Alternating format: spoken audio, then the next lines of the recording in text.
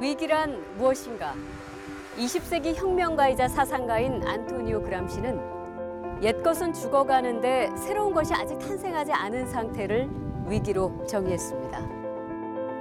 오늘날 대한민국은 변화를 열망하는 국민들이 있지만 그 열망을 담아낼 새 것이 없는 위기에 처해 있습니다. 이제 우리가 이야기할 어떻게 지역을 살릴 것인가 하는 문제는 곧 어떻게 대한민국을 살릴 것인가와 같은 질문입니다. 정답은 아직 없습니다. 하지만 더 나은 방법을 함께 고민하고 선택할 수 있는 기회가 이제 찾아왔습니다. 잠시 후에 뵙겠습니다.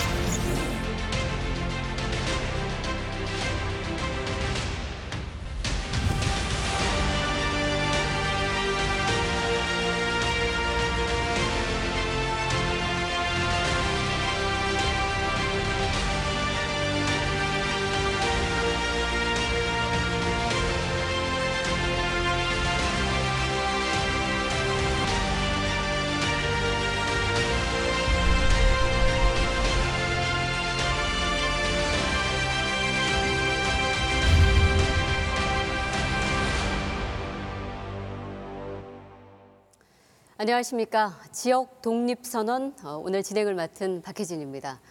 16개 지역 MBC가 공동으로 기획한 토론회 프로그램 지역 독립선언.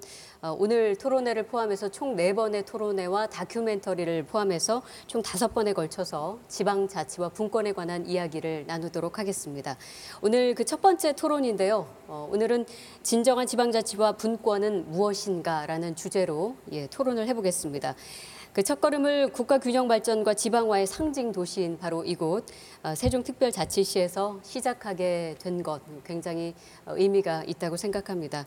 이 프로그램을 통해서 또 시청하고 계신 여러분들도 함께 이 지방자치와 분권에 대해서 다시 한번 생각해보고 생각을 또 정리하는 그런 시간이 되기를 바라겠습니다. 자, 오늘 함께 해주실 패널 여러분들 소개하겠습니다. 정순관 대통령 소속 자치분권위원회 위원장이자 순천대학교 교수 오셨습니다. 예, 안녕하세요. 반갑습니다. 지방자치 관련 시민운동을 활발히 펼쳐오신 이기우 인하대학교 교수 모셨습니다. 예, 안녕하세요. 헌법을 통한 민주화와 지방자치에 대해서 강연 활동과 저서를 쓰고 계신 이국은 한동대학교 교수 모셨습니다. 안녕하십니까. 반갑습니다. 네, 마지막으로 한국 사회를 날카로운 시각으로 해석하고 새로운 방향성을 제시하는 작가이자 사회학자이십니다. 오찬호 박사 모셨습니다. 안녕하십니까.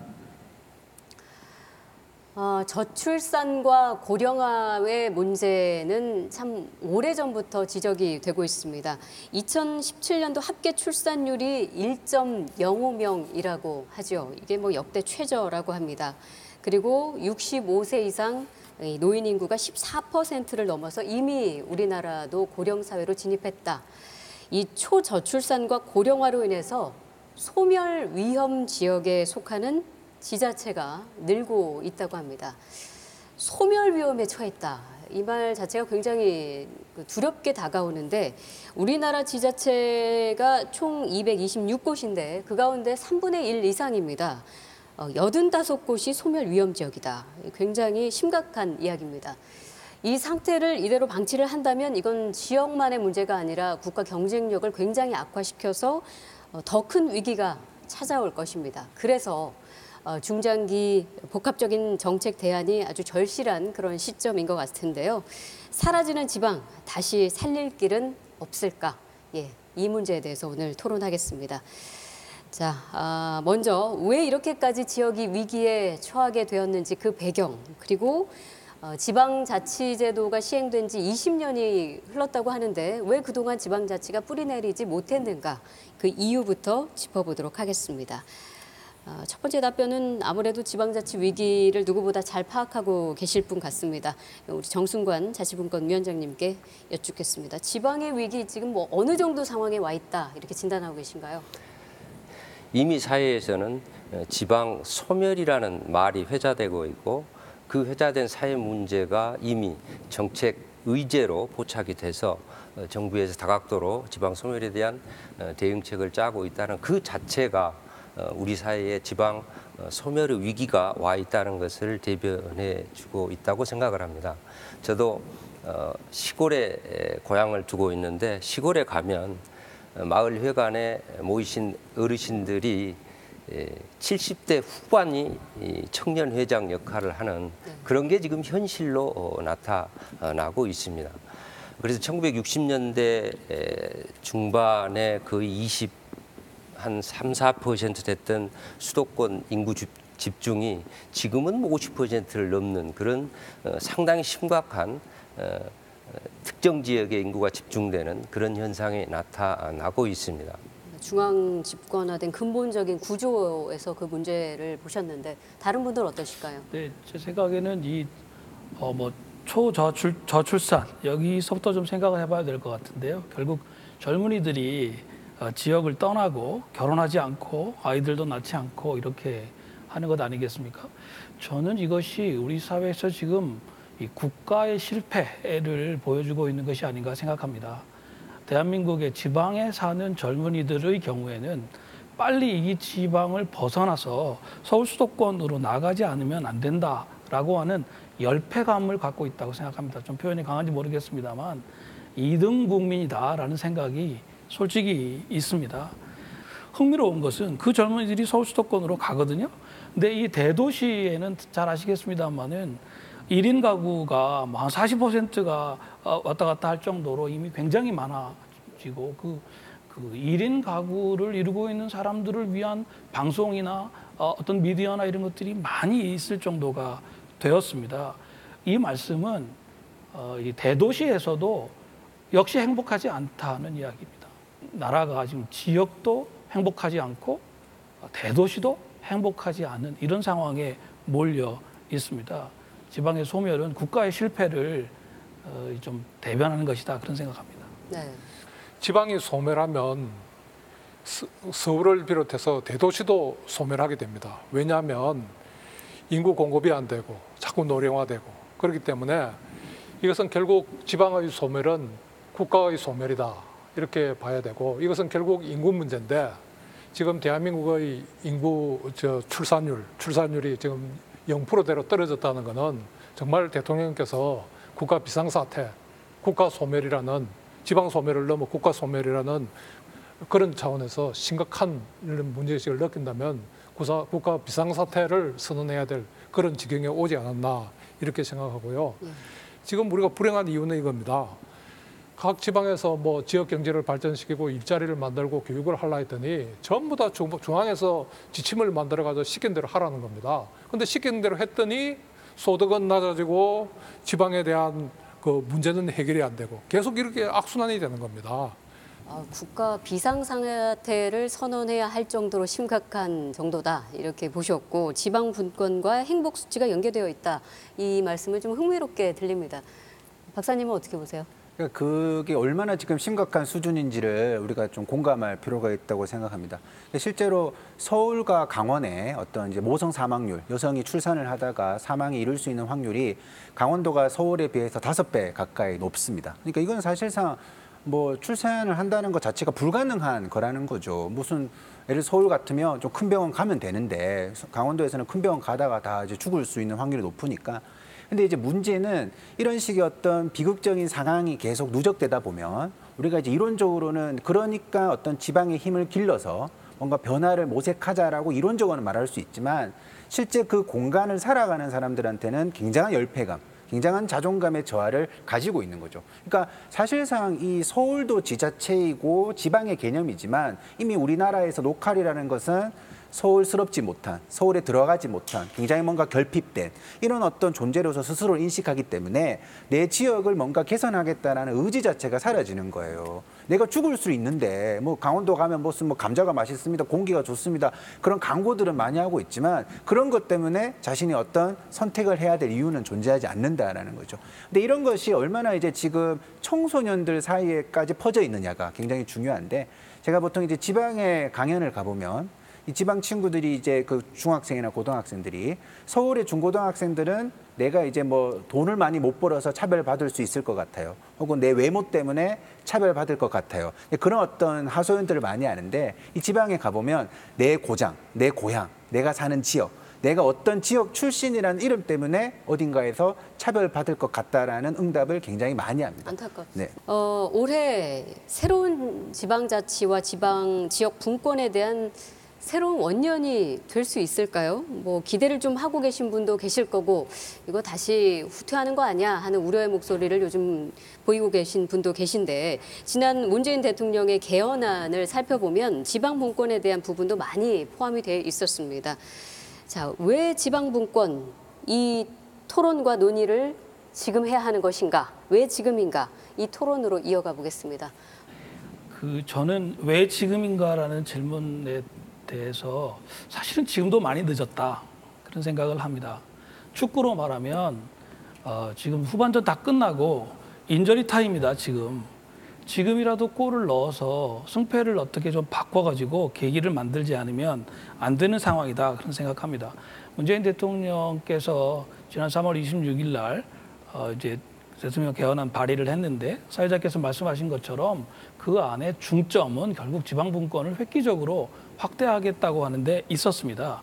근데 아시는 것처럼 국회에서 한번 심의도 제대로 하지 않은 채 표결 불성립으로 이것이 이제 무산되고 말았는데요. 그것을 준비하고 또 발의하고 하는 그 과정에 있었던 사람들은 모두 다 지금 이 인저리 타임에라도 골을 넣어야 한다, 그래야지 뭔가 계기를 만들어서 나라 꼴을 바로잡을 수 있다, 이렇게 생각하는 절박한 위기의식이 있었습니다. 저 개인적으로는 지금도 늦었다고 생각하고요.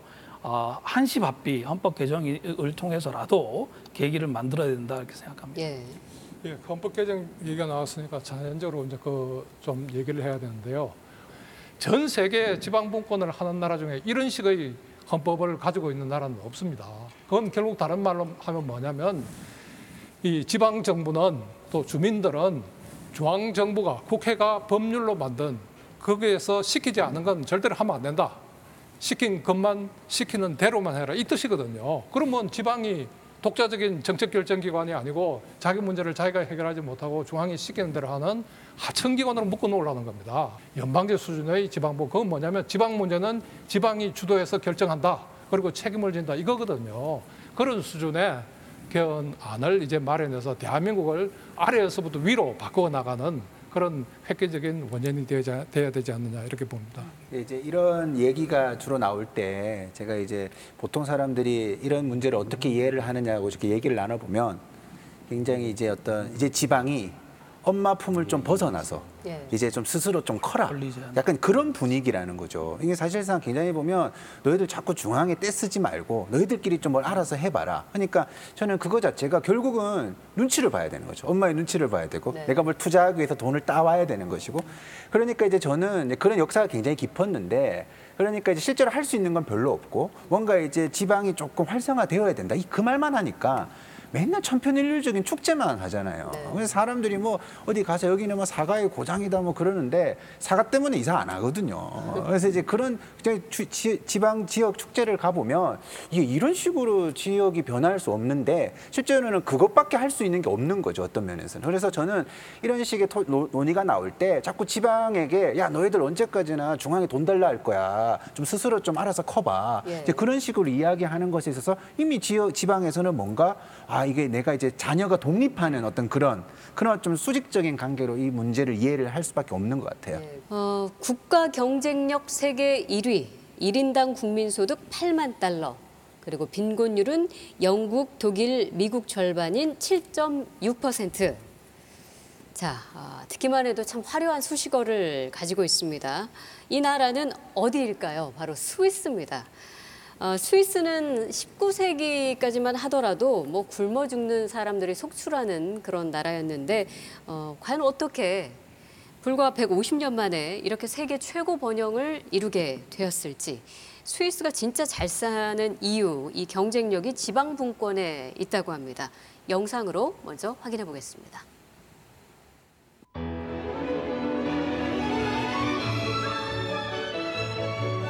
스위스 중동부에 위치한 작은 도시 글라루스입니다. 인구 4만 명의 세 개의 자치시를 가진 글라루스는 스위스의 26개 칸톤들 중 하나인데요. 세계에서 가장 완벽한 지방분권 국가로 꼽히는 스위스. 특히 이곳 글라루스엔 칸톤만의 자치권을 표현하는 특별한 제도가 있습니다. 세 개의 자치시 중 주도인 글라루스시에 위치한 칸톤 의회입니다. 우리나라로 치면 광역단체인 도청과 같은 개념이라 할 수 있겠네요. Also herzlich willkommen da im Glarner Rathaus. Ich möchte Ihnen zunächst mal das Parlamentszimmer zeigen. Folgen Sie mir nach. Das ist gleich da. 스위스의 모든 칸톤들은 국가정부와 별개로 독립된 의회와 법원을 갖고 있습니다. 칸톤이 독자적으로 법률을 제정하고 입법을 하는데 중앙정부의 간섭을 받지 않는다는 거죠. 물론 여기엔 재정자치와 조세권도 포함됩니다. 이러한 칸톤의 자치 권한은 스위스 연방헌법에 명확히 명시돼 있습니다. 글라루스도 독자적인 자치권을 보장받고 있죠.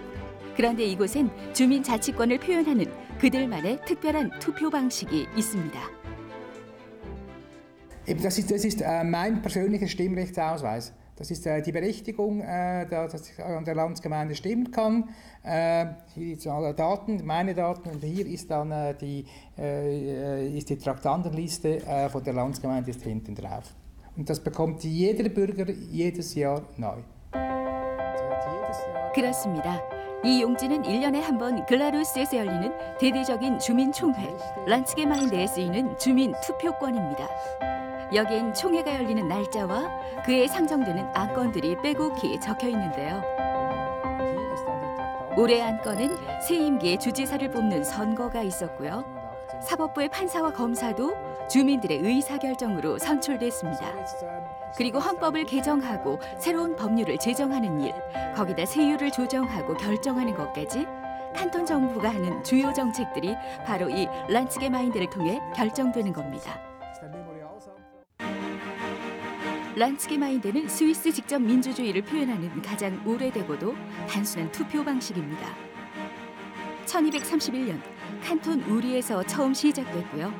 1387년부터 스위스의 대부분의 칸톤에서 이루어졌죠. 그러다 1848년 스위스 연방국가가 탄생하고 란츠게마인데는 8개의 칸톤에서 그 전통을 계속 이어갔습니다. 그러다 인구 증가와 효율성 등의 이유로 지금은 대부분 사라지고 글라루스와 아펜젤 이너로든 현재 두 곳의 칸톤에만 남아 있습니다.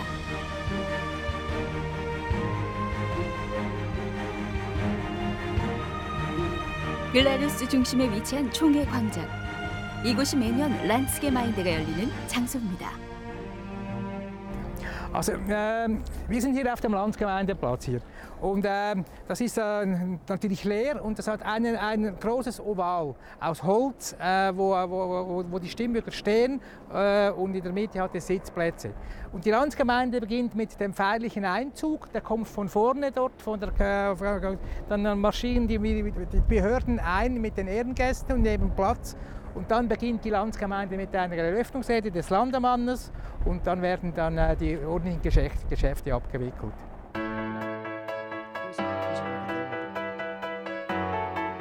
글라루스에서 란츠게마인데는 해마다 열리는 정기 행사입니다. 마치 축제처럼 열리죠.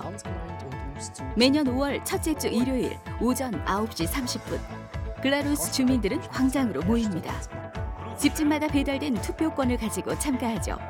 물론 참가 여부는 자율입니다. 정해진 시간이 되면 주지사는 개회사를 통해 란츠게마인데의 시작을 알립니다. 그 그 후 몇몇의 시민들이 연단에 올라 그의 안건을 발표하는데요. 이들은 직접 안건을 만들고 상정한 시민 제안자들입니다.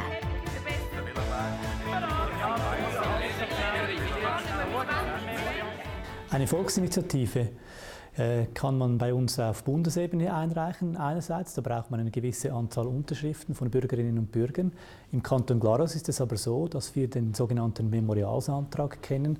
Also da kann ein einziger Bürger oder eine einzige Bürgerin mit einer Unterschrift auf dem Papier eine Volksinitiative im Prinzip einreichen. Und über dieses Anliegen, das der Bürger oder die Bürgerin hat, wird dann an der Landsgemeinde diskutiert. Eine einzelne Person bei uns im Kanton Glarus. Wir haben ein kantonales Steuergesetz, das regelt eigentlich alles. Und dann haben wir aber die Möglichkeit, einerseits auf der Ebene der Gemeinden, der Community, den Steuerfuß festzusetzen und auf der anderen Seite auch an der Landsgemeinde für den Kanton. Zusammen gibt das nachher ein Paket und das ist dann je nach Höhe dann angemessen. Und das ist eigentlich ein großes Privileg, dass die Leute über ihre Steuern hier am Landsgemeindering selbst entscheiden können. Und das erstaunt immer wieder Beobachter von außen, dass so etwas überhaupt möglich ist. 세율은 물론이고요.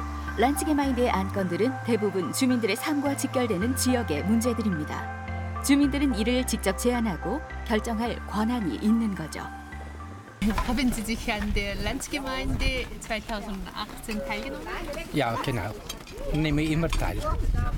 Ja, vor allem wegen der erstens einmal Unterstützung von den Bergbahnen im Hinterland. Man sieht ja das letzte Traktandum, wenn das letzte Traktandum ist immer das Spannende. Da wird immer, man setzt das letzte Traktandum, auch damit die Leute da bleiben und nicht am Anfang, sonst würden die Leute ja gehen und es wäre nicht so spannend. Nein, weil es sehr schönes Wetter war und meine Frau und ich hatten ein anderes Programm vor. Ja, was ich sehr spannend fand, da war ich aber noch relativ jung, war die Gemeindefusion, als wir von, ich weiß nicht mehr genau wie viele Gemeinden, auf 3 Gemeinden zusammenschlossen. Das war ein sehr wichtiges. 현재 글라루스의 투표 연령은 만 16세 이상. 이 또한 지난 2007년에 열린 란츠게마인드에서 결정된 사안입니다. 전체 유권자의 약 20%가 해마다 참석하는데요. 광장에 모인 유권자들은 시민 제안자들이 발표한 안건을 주의 깊게 듣고 주민 대표들이 벌이는 찬반 토론을 지켜봅니다. 그 후 투표는 거수로 진행되는데요. 투표권을 직접 들어 찬반 의사결정을 하는 거죠. 헌데 문제는 이 수를 일일이 셀 수 없다는 겁니다. 그저 눈대중으로 파악합니다. keine Mehrheit für die Vorlage von Regierung und Parlament ersichtlich ist, dann werden diese Vorlagen in der Regel abgelehnt. Die Grundregel ist, man konnte nicht genügend Leute davon überzeugen von dieser Vorlage und eben mit diesem Vorgehen schätzen plus mit dieser ungeschriebenen Regel hat man praktisch nie Diskussionen über die Entscheide der Landsgemeinde. 1848년 하나의 통일된 국가로 탄생할 때부터 스위스는 완벽히 지방자치를 지닌 나라였습니다. 150년이 흐른 지금도 스위스의 각 지역들은 국가가 넘볼 수 없는 독립된 자치권을 행사하고 있죠. 글라루스 칸톤에서는 란츠게마인데라는 주민총회를 통해 자치단체장을 선출하고 세율을 심의하고 지역의 문제와 정치 사안들을 주민들이 직접 제안하고 결정합니다. 칸톤이라는 지방자치 단위가 독립된 자치권을 보장받고 있기 때문에 가능한 일이죠. 국민이 주인이 되는 나라, 지역이 독자적으로 자치권을 가질 때 진정 이루어지는 것이 아닐까요? Föderalismus zu definieren, aus meiner Warte würde ich es so machen, dass die Staatsgewalt die Aufgaben erfüllt, die am nächsten beim Bürger ist.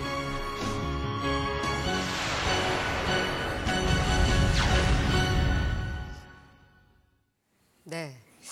이제까지 우리가 경험을 해왔던 자치와는 아주 차원이 다른 그런 예, 자치의 놀라운 현장을 여러분 함께 지켜보셨습니다. 마지막 그 주지사의 말이 오래 기억에 남습니다. 국가 권력이 국가의 과제를 국민들 바로 옆에서 해결하는 것이 바로 지방 분권이다. 스위스의 경우에는 보니까 그러니까 시민들이 본인들이 느끼는 지역의 현안, 필요하다고 생각하는 관심 이슈를 직접 발의하고 제안하고 또 시민들이 직접 세금까지 결정하고 아무튼 동네의 작은 일부터 시작해서 뭐 국가의 중대사까지 활발하게 스위스 그 지역의 주민들이 밑에서부터 의견이 위로 올라간다 이런 느낌을 받았는데요. 직접 민주주의가 이 지방 분권과 아주 조화를 잘 이루고 있는 이 스위스가 성공할 수 있었던 이유 어디에 있다고 보십니까? 왜 스위스가 이렇게 잘 사느냐 또는 정치인들에게 물어보면 두 가지를 얘기합니다. 하나는 지방 분권이 잘 돼 있다. 또 다음에 직접 민주주의가 1년에 뭐 한 10번 내지 한 30번 정도 직접 시행되는 그런 이 두 가지를 스위스 발전의 아주 원동력으로 이렇게 보는 걸 볼 수 있습니다. 그럼 이건 어떻게 해석할 수 있느냐. 각 지방마다 자기 문제를 결정하니까 다양한 결정이 나옵니다. 그러면 이거는 다양한 정책을 결정하는 것이고 이 정책끼리 경쟁을 합니다. 그래서 이 지역 간의 정책 경쟁, 이건 또 세금 경쟁으로도 이어집니다. 그래서 이런 거를 통해서 어떻게 하면 적은 자원을 투자해서 높은 효율을 끌어낼 것인가. 이것이 이 국가 경쟁력이죠. 그래서 제가 아는 경제학자는 이렇게 얘기를 했습니다. 스위스가 왜 이렇게 잘 사느냐. 스위스에는 2,300개의 지방자치단체가 있는데 이 지방자치단체들이 아래로부터 끊임없는 경쟁을 한다. 경쟁에 이기기 위해서는 끊임없는 혁신을 해야 되고 아래로부터 이렇게 혁신이 일어나는 나라가 못 살면 이상하지 않느냐. 뭐 이럴 정도로 국민에 의한 직접 결정, 또 주민에 의한 직접 결정, 또 지방에 의한 자치적인 지방 문제를 주도적으로 해결하는 뭐 이런 것에 대해서 굉장히 높은 가치를 부여하고 있는 것을 봤습니다. 그런데 이 중앙과 지방 간의 경쟁을 하기 위해서는 결국 경쟁 가능하게끔 능력을 같이 만들어줘야 되는데 우리나라처럼 기울어진 운동장의 판에서는 경쟁이 잘 안 된다는 것이죠. 그래서 그 경쟁을 만들어주기 위해서 자치분권이라는 주제가 자꾸 시대마다 나오게 되는 것이고 결국은 좋은 사회를 위해서는 중앙과 지방의 경쟁 시스템으로 가야 된다라는 것이 국민의 요구가 아닌가 싶고 마지막에 네 번째로 생각할 수 있는 것은 주민과 대표 간의 경쟁 체제입니다. 이 주민들이 대표를 선택하면 일정 기간 동안 주권을 위임하는 형태인데 그 위임하는 기간 동안에 여러 가지 문제가 생기는 것이죠. 그래서 주민과 대표 간의 경쟁 시스템을 도입을 하면 그게 해결될 수 있다라는 것이죠. 바로 이 점이 스위스가 1848년 헌법을 개정할 때 헌법에 국민 직접 발안 제도라는 것을 도입을 하게 됩니다. 지금 스위스가 바로 이 주민자치가 완전히 스위스의 전 국가를 지탱하는 힘의 원천이 된 굉장히 중요한 제도적인 선택이 아니었는가. 그래서 그런 평가를 받고 있지 않는가라는 생각을 해봅니다. 네. 그래서 이제 우리나라에서는 상상할 수 없는 일들이 많이 벌어지고 있는 것 같아요. 예를 들어서 스위스의 베른시 같은 경우에는 2002년도에 이제 동계올림픽 유치 신청을 해놓은 상태였거든요. 2010년도 동계올림픽 유치에 자기가 뛰어들겠다라고. 그게 이제 보증금이 10만 불을 내야 돼요. 내놓고 이제 유치 경쟁을 해야 되는데 나중에 이제 밴쿠버가 되었죠. 근데 이제 그 주민 투표를 통해 가지고 이렇게 세금 많이 드는 일을 할 수가 없다. 그리고 여기 와서 또 자연을 다 파괴하고 할 수가 없다면서 그것이 취소, 그러니까 유치 경쟁에서 이제 포기를 하게 됩니다. 그 10만 불을 포기하게 되면서. 저는 이 지점을 보면서 이게 만약에 이제 우리나라였으면 어떤 일이 벌어졌을까? 저는 이제 우리나라 지자체가 국제 대회 스포츠 유치하기 위해서 혈안이 되어 있는 것도 정말 이 현실이 정말 비극적이라는 걸 보여주는데 만약에 평창에서 그런 이제 올림픽을 여는데 주민들이 이건 좀 문제가 많다 이런 식으로 했을 때 다른 지역 사람들이 서울 사람들이 도대체 국가에 무슨 망신을 주려고 너희들 주제에 올림픽이나 제대로 열 생각이나 하지 국가주의적 관점에서 그렇게 볼 가능성이 매우 크다라는 것이죠. 그래서 저는 이런 걸 보면 이게 어떤 사회에서는 우리가 직접 민주주의 안에 들어가면서 사실상 올림픽도 우리의 선택에 따라서 하고 안 하는 것이야.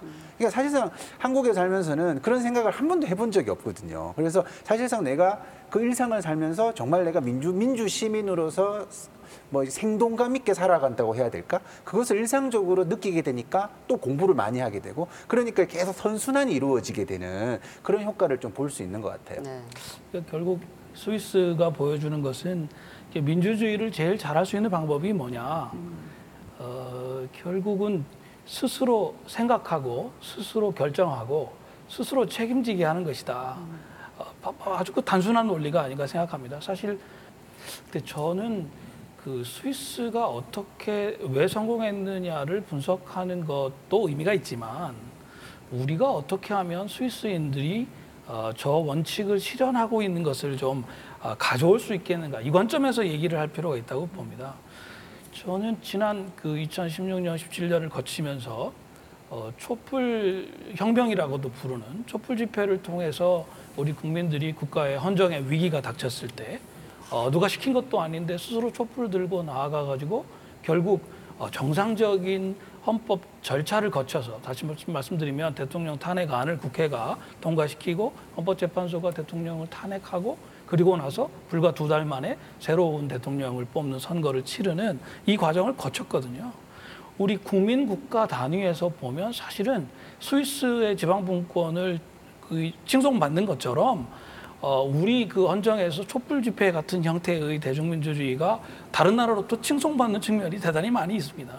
근데 지금 우리한테 필요한 것은 제도를 바꾸어서 국민들이 스스로 생각하고 스스로 결정하고 스스로 책임질 수 있는 그 정치 방식을 가까운 단위에서 할 수 있도록 하면 저는 우리 국민들이 능히 이 일을 해낼 수 있을 거라고 생각하고요. 앞서서 우리 이기호 교수님 말씀하신 대로 지방자치, 지방분권은 이 자치체들 사이에 경쟁의 효과가 있기 때문에 예를 들어 전라도 순천에서 이걸 잘한다. 그러면 우리나라 사람들은 금방 그걸 보고 좋은 것을 가져와서 따라서 하거든요.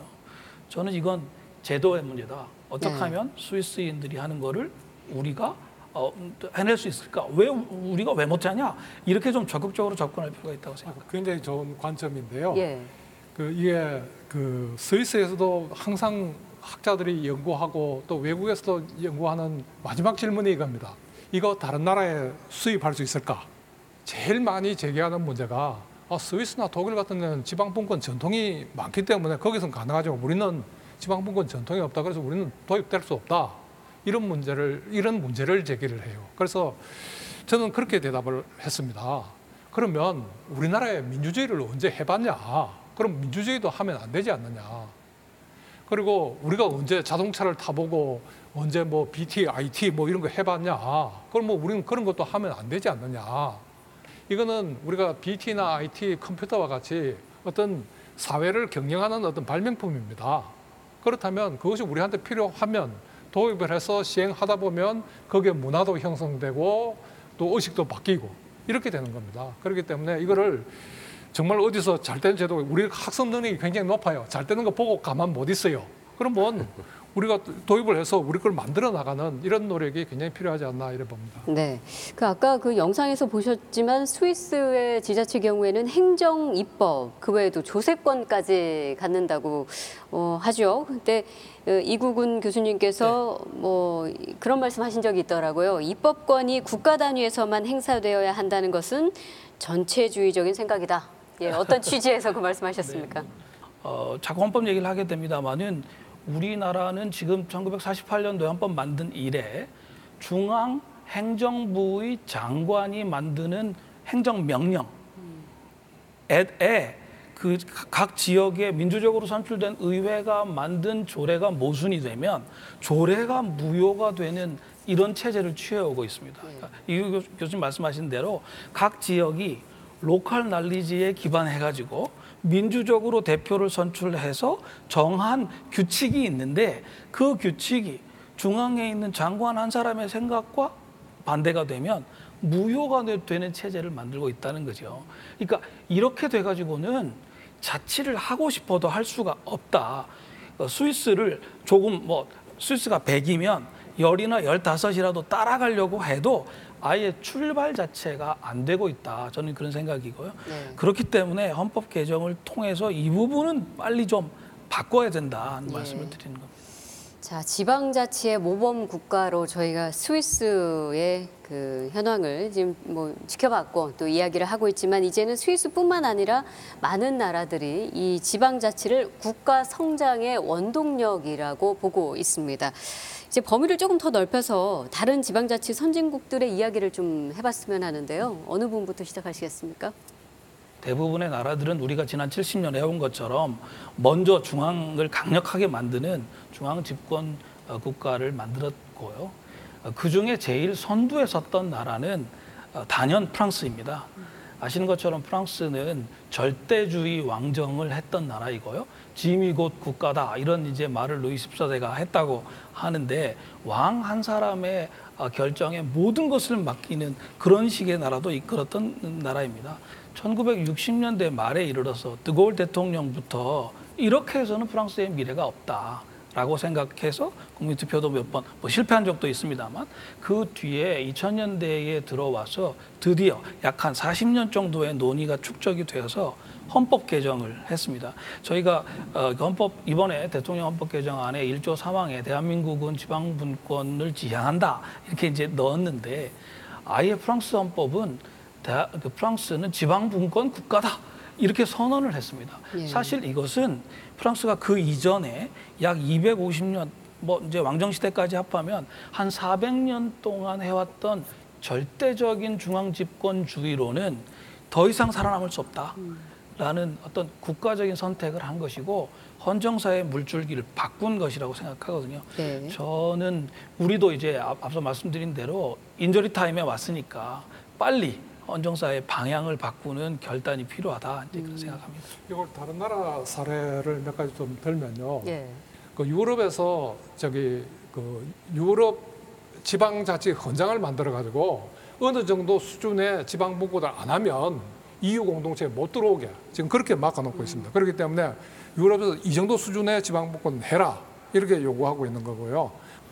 왜 자치분권을 해야 되느냐라는 근본적인 질문의 대답은 결국 권력을 나누어 가지면 그 사회의 구성원들의 자유가 확장된다라는 기본적으로 민주주의 아이디어에 충실하게끔 역사와 환경과 그 제도 설계를 하는데 끊임없이 주민들이 대화를 한다는 것이죠. 그래서 민주주의 그 아이디어에 맞게끔 제도를 선택하는 그 과정들이 자치분권이 잘 성공하는 모든 국가들에게 공통적으로 나타나고 또 권력을 분산하는 시스템을 구축하는 나라들이 장기적으로 강국이 된다라는 것도 역사가 우리한테 주는 굉장히 중요한 교훈이라고 생각을 합니다. 그래서 결국은 우리나라가 중앙과 지방 자체가 이게 기울어진 운동장이라는 것은 다 안다 이거예요. 그러면 그 민주주의 아이디어에 그게 맞느냐? 그 질문을 하면 맞지 않다라는 것도 명확한 사실이에요. 그러면 그렇게 만들어보자. 그런 제도를 충분히 추진할 수 있는 가치가 있는 문제다라고 저는 생각을 하고 있습니다.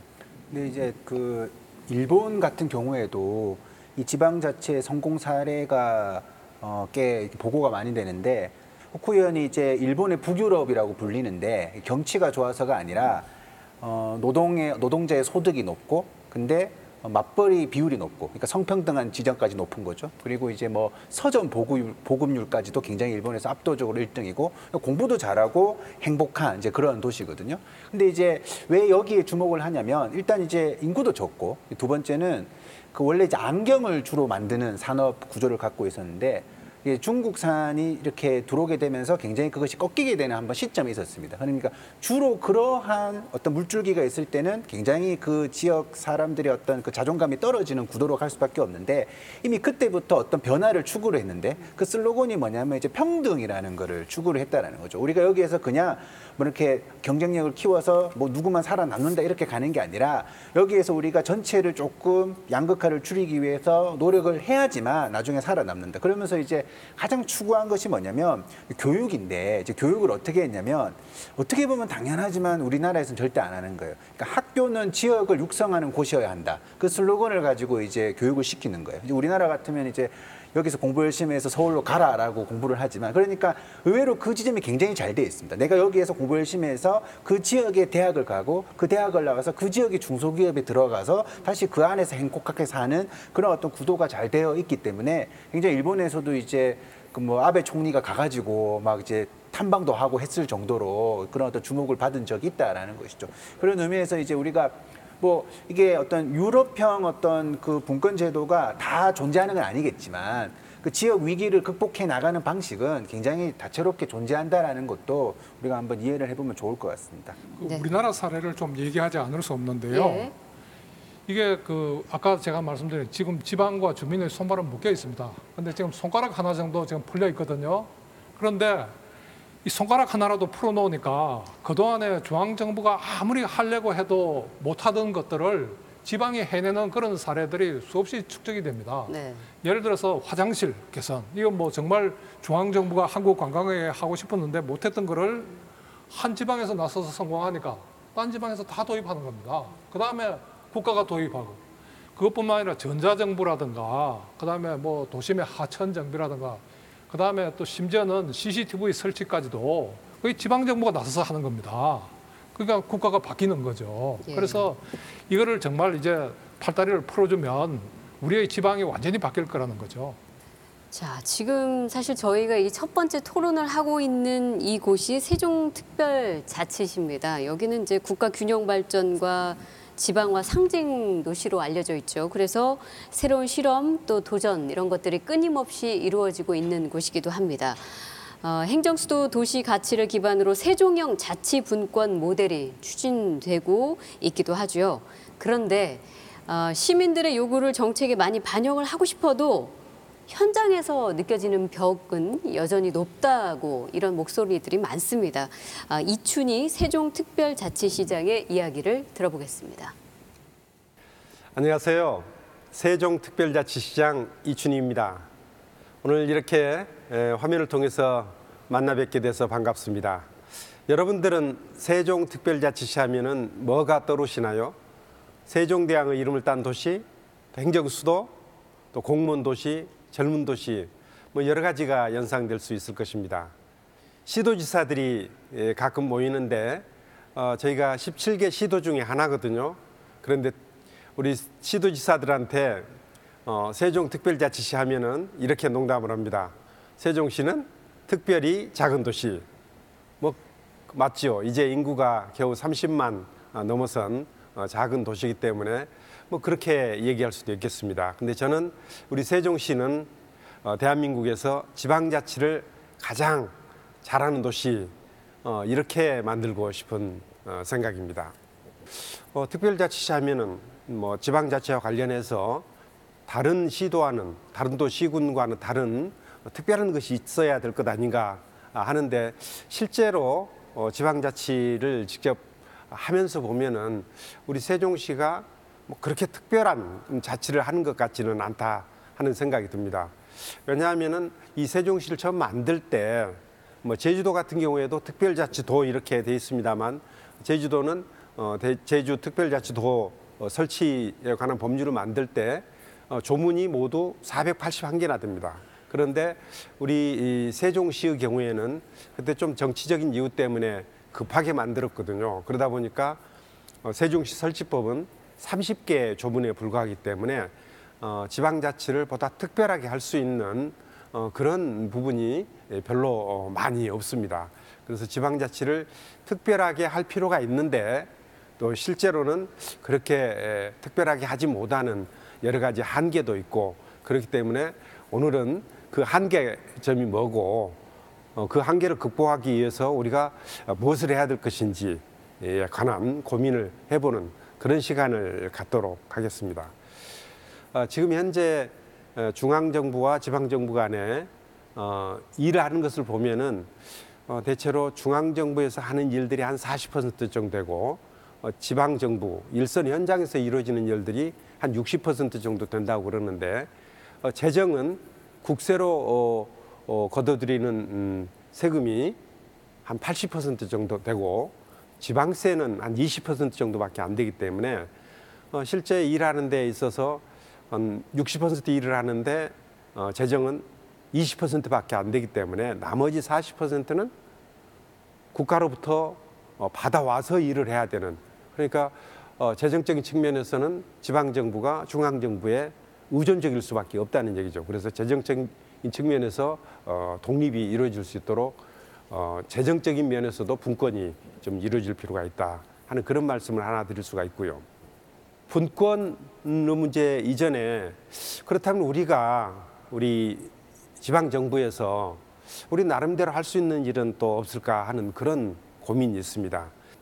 우리 시에서 우리 공무원들이 해야 되는 많은 일들이 있는데 이런 일들을 하는 과정에서 시민들의 삶에 크고 작은 많은 영향을 미치는 일들이 이루어지는데 정작 시민들은 그 과정에서 참여하기가 굉장히 어렵다는 것이죠.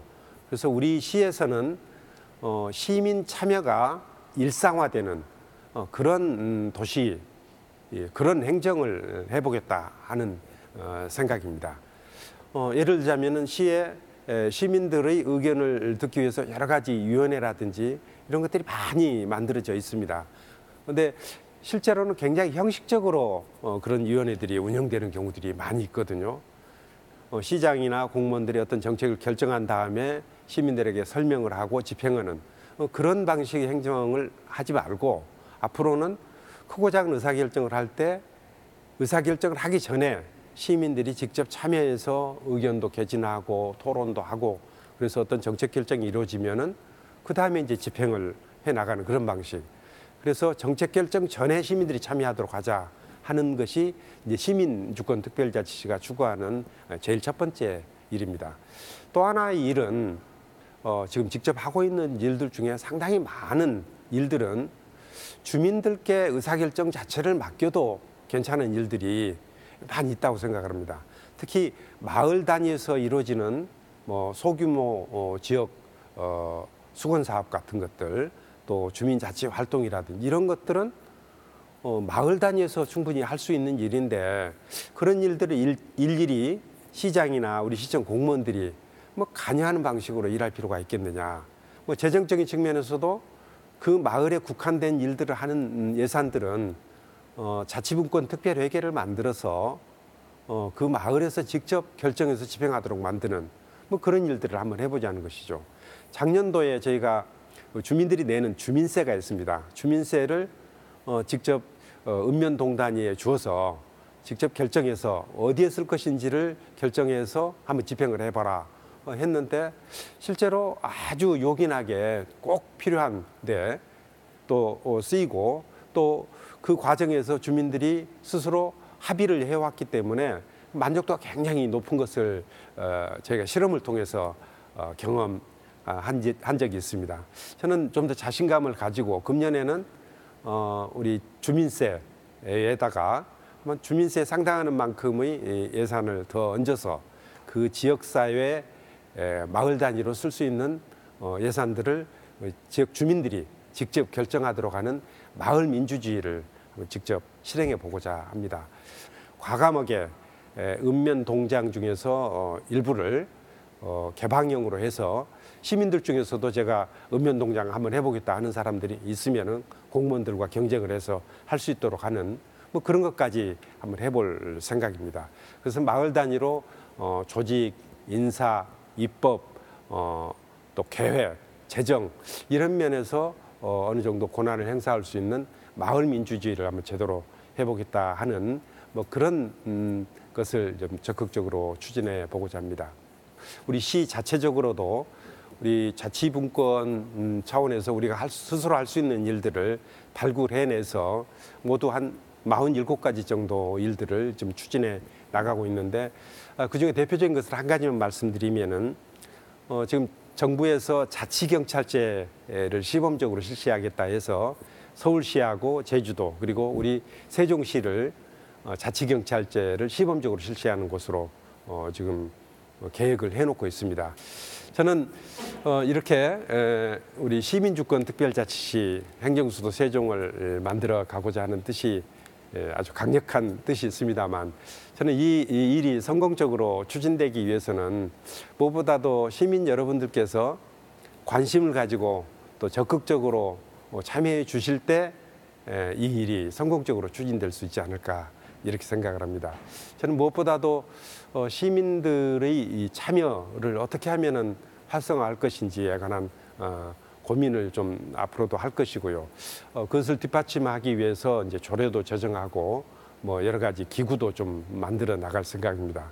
소위 이 시민주권회의라는 이름으로 시민들이 시정 참여를 할 수 있는 길을 적극적으로 열어놓을 생각이고요. 시민들의 아이디어를 시정에 반영하는, 그러니까 시에서 하고자 하는 일에 시민들이 참여하는 것이 아니라 시에서는 아직 생각지도 못하고 있는데 우리 시민들 입장에서 봤을 때 이게 꼭 필요한 일이다 싶은 일들도 적극적으로 참여할 수 있도록 하는 뭐 똑똑세종이라는 이름의 프로그램도 좀 운영을 해오고 있고, 비교적 많은 아이디어들이 실행에 옮겨지고 있습니다. 또 경우에 따라서는 시민들의 뜻을 직접적으로 묻는 뭐 그런 일들도 좀 추진해오고 있는데, 여태까지 몇 가지 사례를 보면은 비교적 성공적으로 그런 일들이 추진되고 있는 것 같습니다. 예를 들어서 우리가 새로운 어떤 시설을 만드는데 그 이름을 어떻게 정할 것이라든지, 그 지역 내에서 관련되는 어떤 일들을 함에 있어서 뭐 예를 들어서 무슨 무궁화 정원을 어디에 좀 만들어야 되겠다 하면은 그 위치를 어디로 할 것이고 뭐 어떤 꽃을 어떤 식으로 심을 것인지에 관한 여러 가지 논의가 진행되는데, 이런 일들을 시민들에게 직접 좀 물어봐서 결정하도록 한다든지 뭐 이런 일들도 우리가 얼마든지 할 수 있는 일이 아닌가 생각을 하고, 여태까지 그런 일들을 추진해 왔는데 대체로는 아주 성공적으로 추진됐다고 평가를 받고 있는 것 같습니다. 우리 이 세종특별자치시가 대한민국이 투자해서 특별히 만든 도시입니다. 대한민국이 투자해서 만든 도시이기 때문에 저희 시나 우리 시민들은 늘 우리 이 도시를 위해서 투자해 준 대한민국 그리고 다른 지역민들에게 감사하는 마음으로 일을 해야 된다고 생각을 하고 있고요. 그렇기 때문에 어떤 식으로든 보답을 해야 될 텐데, 보답하는 길은 첫째는 이 세종시가 행정수도로서 기능을 제대로 할 수 있도록 또 지방정부 차원에서 적극적으로 뒷받침하는 일이 하나가 될 것이고요. 또 하나는 국가 균형 발전과 지방자치 또 지방화의 모범도시로 만들어 감으로써 이 도시를 건설한 목적을 전국적으로 전파하는, 그래서 이 도시에서 여러 가지 모범 사례들을 만들어 내므로써 이 모범 사례가 전국적으로 전파한다면 그 역시 우리 시가 또 대한민국을 위해서 또 다른 지역을 위해서 봉사하는 길이 아니겠는가 생각을 합니다. 다시 한번 이런 좋은 기회를 주신 데 대해서 감사하다는 고마운 말씀 드리겠습니다. 고맙습니다. 네, 어느덧 이 지방자치제도가 시행된 지가 20년이 흘렀습니다. 그런데 이제 현재 지방자치를 한번 살펴보자면 여전히 법률적으로 중앙으로부터 어떤 포괄적인 제약을 받고 있어서 성장과 발전이 굉장히 어렵다, 이렇게 평가할 수 있습니다. 이건 뭐 비단 세종시뿐만의 이야기가 아니라 전국에 해당되는 이야기일 것입니다.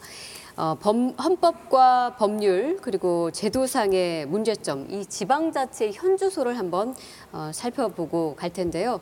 먼저 오찬호 박사님께 질문을 드리면, 이게 뭐 사회 역사적 맥락에서 우리나라 지방자치가 과연 언제부터 시작됐다, 이렇게 볼 수 있을까요? 우리나라가 지금 현대적 개념의 지방자치제를 시행한 것은 1952년도부터인데 그것이 이제 5.16 쿠데타 이후에 중단이 되죠. 그래서 당연히 이건 중앙 권력을 강화하기 위해서 중단이 되었고, 당시에 이제 뭐 지금 국가가 혼란스러우니 통일 이후에 다시 선거를 한다, 뭐 그런 말들도까지도 있었어요. 이제 그러다가 이제 90년대, 80년대 말에 당시 이제 김대중 야당 정치인이죠. 뭐 단식 투쟁도 하고 해서 이제 91년도에 이제 지방자치제가 부활을 합니다. 근데 이제 우리가 단체 장까지 뽑는 지금의 형태의 지자체 선거는 95년도부터 시작이 되었죠. 그래서 굉장히 역사가 짧다고 할 수가 있고, 또 중간에 공백기가 없었으면 좀 연속성이 있을 것인데 공백기가 있으니까 사람들이 이제 지방 정치는 나랑 상관없다, 좀 이런 인식을 가지고 있고, 그러니까 저는 이 인식이 여전히 선거에서도 그대로 드러난다고 생각을 합니다. 그러니까 이제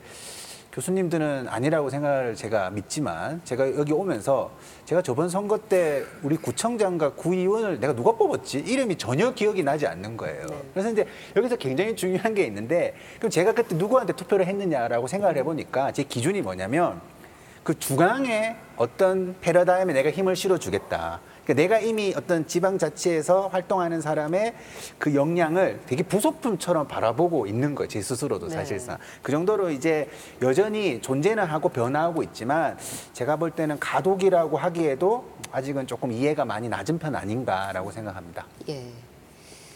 교수님들은 다 기억하세요? 모르죠. 네, 좀 덧붙여서 말씀드릴 게 한 가지가 있는데요. 저는 글쎄 그 나름의 곡절이 있었다고 생각합니다. 오 박사님께서 지금 우리 지방자치제의 역사에 대해서 말씀하셨는데 사실은 48년도에 재헌헌법을 만들 때 그 안에 지금 우리가 갖고 있는 헌법 조문하고 별로 다르지 않은 조문을 두었어요. 저는 그것을 이제 최소 지방자치라 그렇게 부르는데요. 그때 그렇게 한 이유는 그 나름의 이유가 있었다고 생각합니다. 국가 건설을 하기 위해서 또 경제 발전도 하고 또 당시에는 이념 갈등이 있고 곧 전쟁도 있었고 그렇기 때문에 그런데 제 생각에는 민주화를 하고 87년 헌법을 만들면서 그때 대통령 직선제를 내세워서 그걸 중심으로 민주화를 하다 보니까 민주화를 추진하는 세력이 이 지방자치야말로 민주화의 가장 중요한 동력이라는 생각을 제도적으로는 조금 놓쳤던 것이 아닌가 생각합니다. 앞서 오 박사님 말씀하신 대로 1987년도에 이 부활된 지방자치의 근거 조문, 현재의 헌법 조문이죠. 이것은 재헌헌법 조문하고 별로 다르지 않은 조문이 부활했습니다. 그러니까 헌법 조문 자체가 매우 제한되어 있었는데 그동안 그걸 안 했으니까 이걸 부활하기만 하면 지방자치가 당연히 될 것처럼 이렇게 생각을 했다고 하는 것이죠. 제가 오늘 여러 차례 헌법 개정 얘기를 말씀을 드립니다만은 이 최소 지방자치만 하도록 되어 있는 현재의 헌법 조문, 70년 묵은 헌법 조문을 손대지 않으면 안 된다. 그 말씀을 좀 드리기 위한 것이고요. 지금 많이 해보려고 해도 제도적으로 손발이 묶여 있는 측면이 있다고 생각합니다. 지방자치 제도가 발전 과정을 잠깐 보면요. 우리나라에 두 가지 특징이 있는데 하나는 지방자치라는 제도가 독재 권력을 견제할 수 있는 수단으로 자꾸 표출이 되어 왔고 그다음에 중앙에서 지방자치 제도를 설계해왔다는 두 가지 특징이 있는데 이 두 가지 특징이 결합되다 보니까 이게 자꾸 민주적 통제 영역을 어떻게 확대할 것인가에 관심이 지방자치 초점이 맞춰져서 결국은 형식과 절차가 굉장히 중요하다라는 것으로 제도가 형성되는 면이 있어요. 그래서 지금 우리가 추진하려고 하는 중앙에서 지방자치단체로 지방자치단체에서 주민으로 가는 진정으로 최종 지향점이 그런 제도 설계가 상당히 미흡하다라고 생각이 됩니다. 그래서 지금은 중앙이 지방에 내려다 준 것보다는 중앙과 지방자치단체의 권한과 재정을 주민들이 컨트롤할 수 있는 제도 설계가 매우 필요하다. 세종시장님께서 특별시장님께서 말씀해 주셨듯이 그렇게 최종 지향점으로 나가는 그런 제도 설계가 굉장히 필요한 시기다. 이렇게 생각을 해봅니다. 이게 20년이 좀 넘었는데도 불구하고 왜 뿌리내리지 못했느냐를 봤을 때 이 지점 그걸 내가 좀 설명을 할게요. 지금 우리의 지방자치가 이게 지방을 위한 논리로 발전이 되어 온 게 아니라 중앙 정치권의 권력 연장과 권력 확산을 위한 그런 어떤 종속적인 어떤 요소로 지방자치를 바라봐 왔던 겁니다. 그래서 최근에도 우리가 그 후보자 이름 기억 못하는 이유가 우리가 그런 노력을 안 하도록 만들고 있어요. 그래서 정당에 추천하는 사람, 이 정당 좋으니까 그냥 기계적으로 찍는 거죠. 그래서 우리의 지방자치가 굉장히 왜곡이 되어 있다는 겁니다. 아까 스위스 얘기했지만 우리의 읍면보다 더 작은 그런 게 지방자치단체입니다. 기초지방자치단체입니다. 거기서 소방을 거기서 책임집니다. 교육을 책임집니다. 그게 치안을 책임집니다. 최소한 이것이 읍면 단위로 이루어지기 때문에 주민들이 내가 참여하면 우리 동네가 바뀐다는 걸 체험하는 겁니다. 곧 풀뿌리 민주주의를 이야기하는 부분인데 사실은 지방자치가 우리에게 어떤 이익이 있는가, 왜 좋은가에 대한 이해가 그동안 부족하지 않았나, 이 부분도 좀 지적을 할 수 있을 것 같습니다. 자, 기존의 법률과 제도 안에서 이 자치분권을 아주 활발하게 추진하는 지자체 두 곳 있죠. 제주특별자치도 그리고 지금 이곳 세종특별자치시입니다. 이 두 곳은 어떤 실질적인 지방분권 실험 모델로서 존재하고 있기 때문에 타 시도와는 차별점이 분명히 있습니다. 그래서 일정 부분 성과도 좀 보여주고 있고요. 근데 그럼에도 불구하고 이게 진정한 자치라고 하기에는 한계점도 드러내고 있습니다. 자, 그 부분은 위원장님 어떻게 보십니까? 네, 말씀하신 대로 세종 특별 자치시이기 때문에 특별하게 제도 설계가 돼야 되겠죠. 아마 지금 문재인 정부에서도 제주특별자치도하고 세종특별자치시는 자치분권의 모델 도시로 한번 육성하겠다라는 의지가 있어서 이미 국가균형발전위원회하고 저희 자치분권위원회 합동으로 제주 세종특별위원회를 구성을 해서 그분들이 지금 과연 무엇을 중앙에서는 어떤 권한을 줄 것인가, 또 어떤 재원을 줄 것인가, 스스로 어떤 정책 설계를 할 것인가를 끊임없이 지금 연구해서 우리 위원회 균형발전위원회 제안을 하고 있습니다. 그래서 상당 부분 가능한 한 적극적으로 반영을 하도록 그렇게 지금 대응을 하고 있고요. 최근에 들어와서 이제 시민 주권 특별시라는 것에 걸맞게끔 5개 권한을 읍면동에 주겠다라는 공약을 해서 너무나 반가운 것 같고, 정말 모델 특별시처럼 주민들이 직접 결정하는 그런 특별시로 성장하기를 바라고, 거기에 필요한 제도 설계나 이런 것은 적극적으로 지원을 하게끔 하겠습니다. 아까 언급하신 자치경찰도 내년도에는 세종시에 자치경찰 제도가 시범적으로 운영이 될 수 있도록 그렇게 적극 추진을 하고 있습니다. 말씀하신 5개의 권한은 어떤 건가요? 예, 마을 조직, 입법, 재정, 계획, 경제 이런 권한을 마을에 주겠다라는 것이 올라와 있어서 이것이 된다면 정말 주민들이 내가 살고 있는 마을의 중요한 정책을 마을 주민들이 참여해서 결정한다라는 그런 그 정책적인 것만 시행이 된다면 정말 주인의식이 있는 세종특별자치시가 되지 않을까. 우리가 지향하고 있는 자치 분권이 바로 최종 지향점이 거기에 있다라고 생각을 합니다.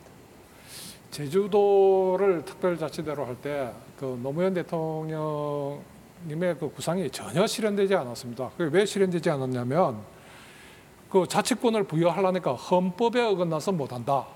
이렇게 해서 저 중앙 관료들이 볼때같이 들고 있었습니다. 이 특별자치는 이탈리아라든지 스페인이라든지 프랑스라든지 이런 걸 하고 있는 나라들 가보면 의뢰의 그 헌법에다가 특별한 지위를 설정하고 권한을 설정하고 있습니다. 그것이 안 되면 그냥 말뿐입니다. 흉내만 내는 거고요.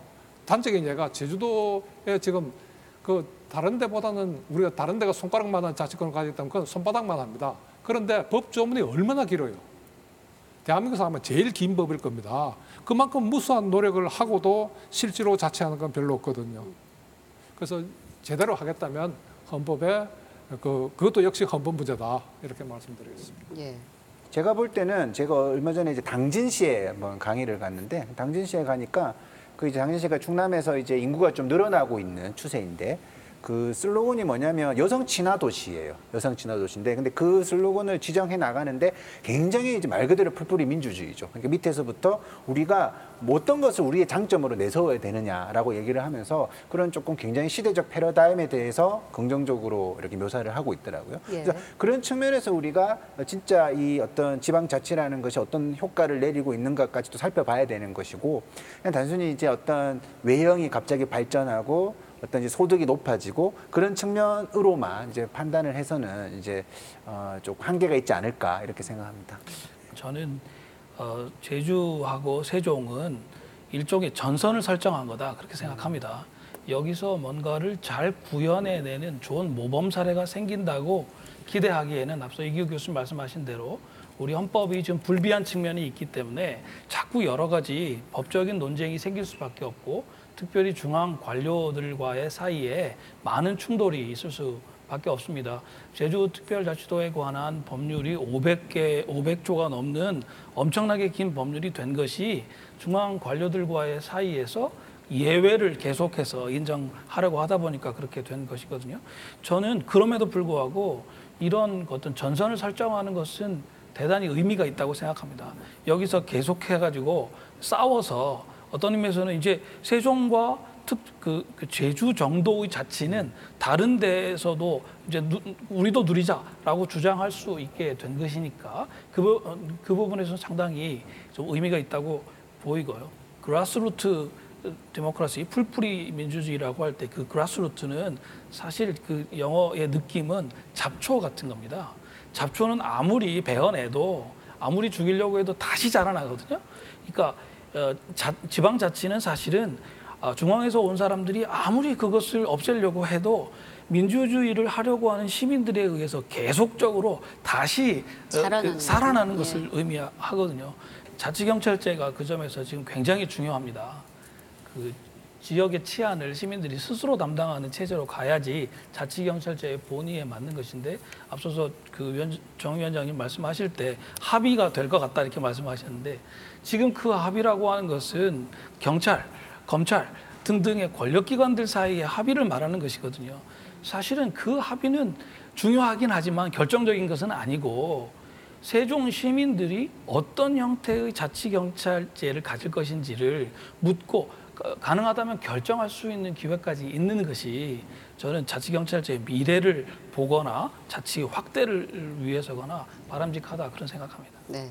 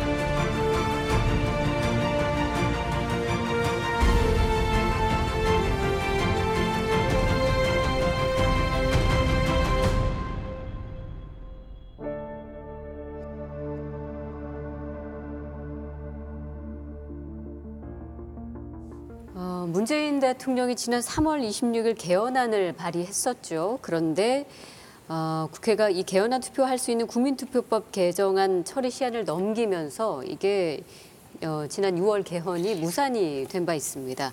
결국은 이게 폐기가 됐지만 또 그것을 토대로 이야기를 조금 더 확장시켜 보려고 하는데요. 이 대통령 개헌안 주요 내용을 좀 살펴보면 저희가 지금까지 이야기하고 있는 이 자치분권에 관한 이야기가 담겨 있습니다. 특히 제1조 3항과 123조가 아주 중요하게 저희가 짚어볼 부분인데 이 부분 이구근 교수님께서 좀 설명을 해주실까요? 그러겠습니다.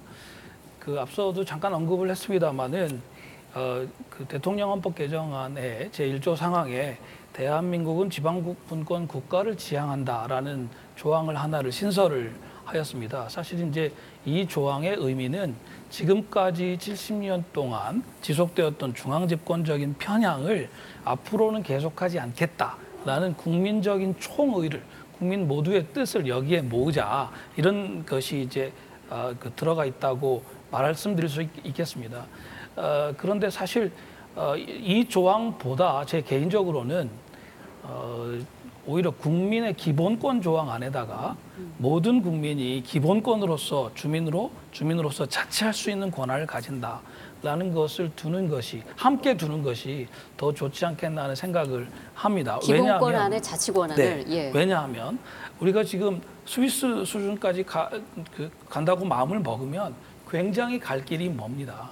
그런데 여기서 무엇을 지향한다 이런 어떤 선언적인 조항을 넣는 것도 좋지만 그 개개의 국민들이 특별히 각 지역에 사시는 국민들이 자치는 내 기본권이다 라고 주장할 수 있도록 만들어 드리는 것이 자치의 동력을 만드는데 가장 좋지 않겠나 하는 생각이 있고요.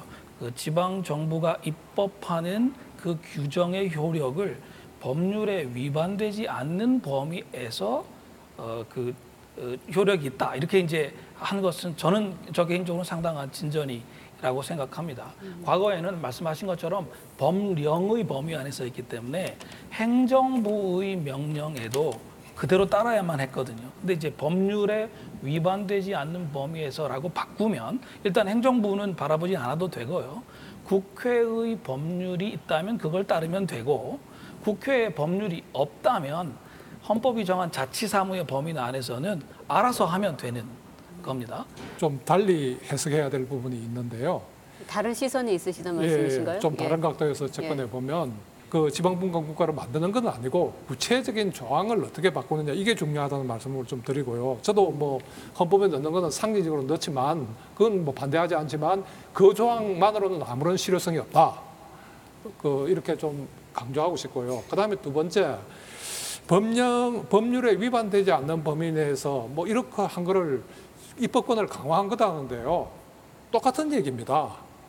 이 지방의 입법으로 가지고 주민의 권리 제한이나 의무 부과를 할 수 있어야 됩니다. 예를 들어서 어린이 놀이터에서 동네 청년들이 술 마시고 떠들고 하면 그거 못하도록 할 수 있어야 되는 겁니다. 그런데 그거 법률 위임이 없으면 지금 못하도록 하고 있거든요. 근데 이 문제는 지금 우리가 이론적으로 얘기할 문제는 아니고 이 조항이 있든 없든 계속해서 벌어질 문제이기 때문에 앞으로 구체적인 자치권의 범위를 두고 이제 사건마다 해결해 갈 수밖에 없는 문제이지 않은가 생각합니다.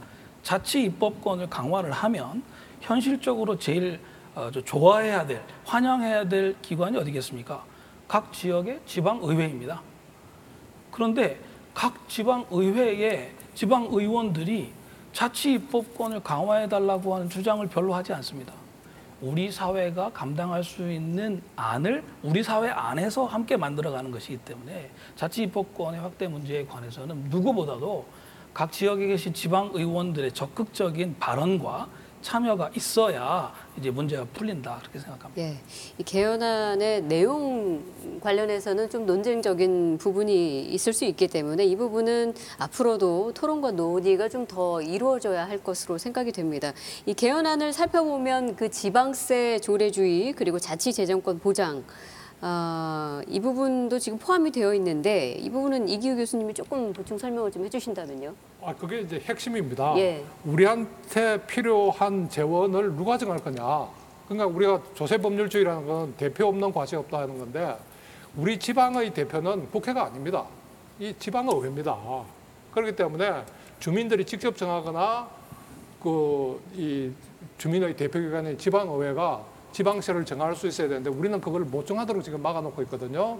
가장 핵심적인 게 그 과세권을 지방에 주는 건데 이건 결국 지방의 입법권에 관련된 문제다. 네. 이렇게 볼 수 있습니다. 그 지방자치단체를 명칭을 변경하는 문제, 지방정부로 변한다. 이 부분도 좀 색다르게 지켜봤습니다. 명칭 변경이 어떤 의미가 있을까요? 네, 현재는 지방자치단체이죠. 근데 예. 그 명칭을 어떻게 담을 것이냐를 두고도 사실 많은 논쟁이 있습니다. 그냥 두자는 입장도 있고요. 자치정부라고 하자라는 입장도 있고 또 이제 지방정부라는 입장도 있는데 지금 이제 좀 현재의 헌법에서 문제는 그 현재의 헌법이 정부라고 말할 때 중앙정부에 관해서는 행정부만을 가리키는 용어로 써오고 있어요. 그래서 중앙정부에서는 행정부만이 정부인데 지방정부를 정부라고 부르면 이때의 지방정부는 지금 지방자치단체처럼 지방의회와 행정부, 경우에 따라서는 지방사법부까지를 다 포함하는 그러니까 지금 우리 용어로는 국가에 해당하는 것이 되거든요. 네. 그래서 이것 때문에 논쟁이 상당히 많았습니다만은 그래도 기왕에 지방 그 자치를 확대한다고 하면 그 중앙에 있는 것만이 정부가 아니고 지방도 각 지역의 시민들이 스스로 구성한 정부다라는 것을 좀 확대하자, 그 의미를 담자. 그래서 이제 지방 정부라고 하는 명칭이 결정됐던 걸로 그렇게 알고 있습니다. 언어적으로는 굉장히 진보된 개념이라고 생각을 합니다. 이 지방 정부라는 단어가 들어오면서 결국은 이제 모든 조각들이 모여가지고 국가를 이루고 있다라는 어떤 개념을 분명히 명시해주고 있기 때문에 그 지방이 가지고 있는 어떤 박탈감 이런 것들을 상대적으로 해석시킬 수 있는 힘을 실어주고 있는 측면이 좀 있는 것 같고요. 마치 이제 우리나라하고 다른 나라를 보듯이 왜 내 세금으로 저기 저 지역 애들을 도와줘야 되냐, 네. 이런 식의 어떤 좀 구분을 할 수 있는, 오히려 지역 갈등을 네. 그러니까 너희들이 못해가지고 그렇게 된 건데 뭐 이런 식으로 이해할 수 있는 그런 좀 양가적인 좀 측면이 있는 것 같아요. 국민의 자치권 부분에 관한 이야기도 추가로 나눠보고 싶은데 이게 뭐 거의 적극적인 실현이 거의 없는 부분인 것 같습니다. 그동안 주민 소환, 주민 투표, 그리고 주민 발안 뭐 이런 이야기들을 할 수 있을 것 같습니다. 주민 발안의 우리 지금 자치분권 내에서 실행 가능성 어느 정도로 보시는지, 또 주민 발안을 강화해야 되는 이유, 혹은 주민 자치권 강화 어떻게 우리가 가야 되는지 포괄해서 함께 이야기 나누겠습니다. 주민 발안제와 연결시켜서 적어도 우리나라에는 5대 참정권이 있지 않습니까? 주민 소환제, 주민 투표제, 주민 발안제, 그다음에 주민 소송제, 조례 제정 개폐 요구 청원제, 이런 5대 참정권 자체를 지금은 단위마다 조금씩 다르게 규정을 해놨는데 이게 너무 주민들이 접근하기에 어렵다, 요건이 너무 심하다라는 평가들이 있습니다. 또 한쪽에서는 또 그걸 너무 쉽게 해놓으면 너무 정적에 의해서 혼란이 온다라는 또 시각도 병존한 것이 사실이고, 그래서 이 부분은 기본적으로 지금보다는 조금 완화해야 되지 않겠느냐라는 일반적인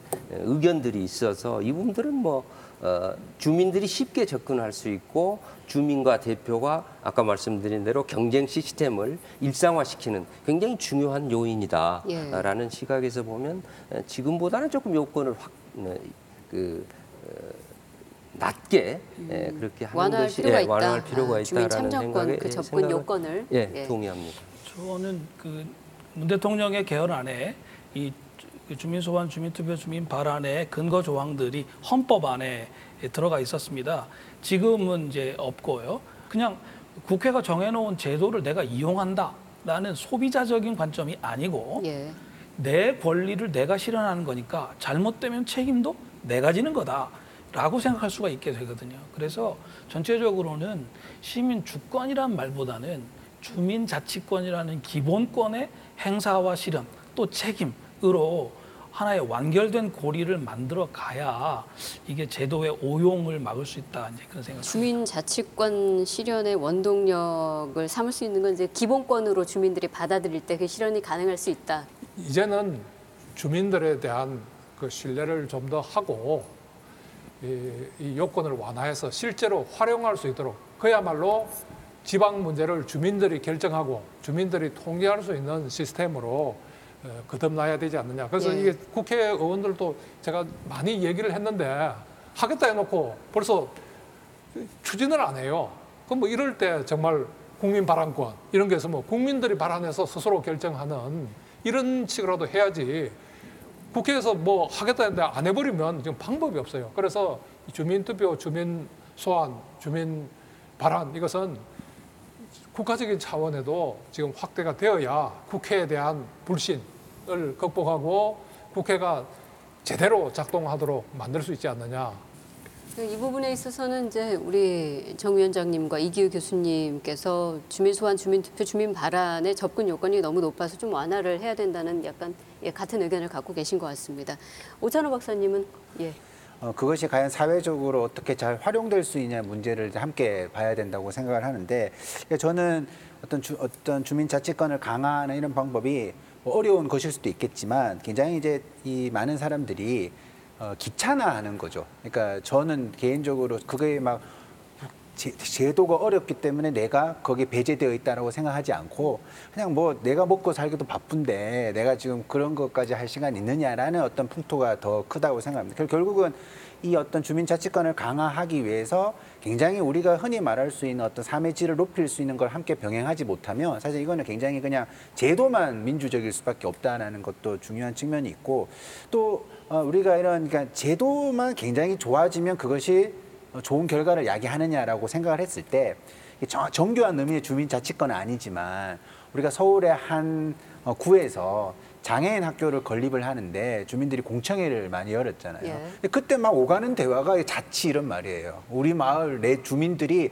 알아서 하겠다는데 사실상 우리가 이제 흔히 말해서 이 주민자치권을 강화하는 것도 결국은 가장 민주적인 결론을 내기 위한 가장 다양성을 인정해 줄 수 있는 결론으로 가기 위한 그 목적을 정해놓고 이제 이런 제도들이 필요하다라는 인식들이 좀 있으면 좋겠다. 근데 그거 없이 그냥 누구나 강력하게 주장할 수가 있고 다수결만 얻으면 그것이 진리다 뭐 이런 식으로 의견이 모아지면 말 그대로 진짜 집값 걱정한다고 누구나 누려야 될 교육적인 존엄성이 훼손당하는 이제 그런 일들도 발생할 수 있다라고 생각합니다. 예, 주민자치권이 민주적인 결론을 내기 위한 그런 의미 있는 과정이어야 비로소 거기에 가치가 있다는 거죠. 우리가 이게 예. 주민투표나 국민투표, 국민발안, 주민발안 이것이요.